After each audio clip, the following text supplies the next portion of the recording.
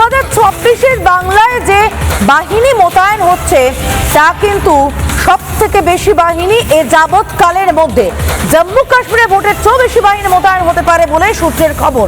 2024 সালে 1500 কোম্পানি কেন্দ্র বাহিনী পাহারা দিয়েছিল, 2026 সালে মোতায়েন হতে পারে আরো বেশি বাহিনী।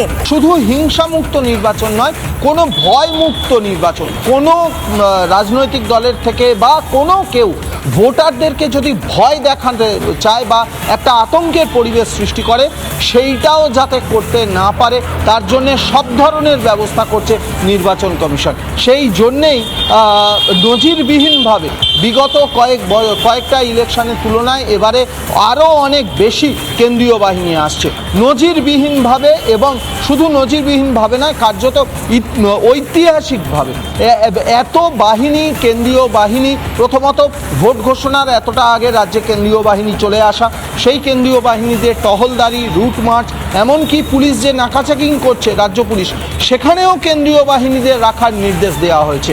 শুধু তাই নয়, আসন্ন বিধানসভা নির্বাচনে রাজ্যের ইতিহাসে এই প্রথম এত বাহিনী আসছে শান্তি শৃঙ্খলা বজায় রেখে ভোটটা নির্বাচন করার জন্য। সেক্ষেত্রে 2024-এ লোকসভা ইলেকশনে যত কোম্পানি বাহিনী এসেছিল তার থেকে আরও অনেকটা বেশি বাহিনী আসতে চলেছে, এমনটাই জানা যাচ্ছে নির্বাচন কমিশন।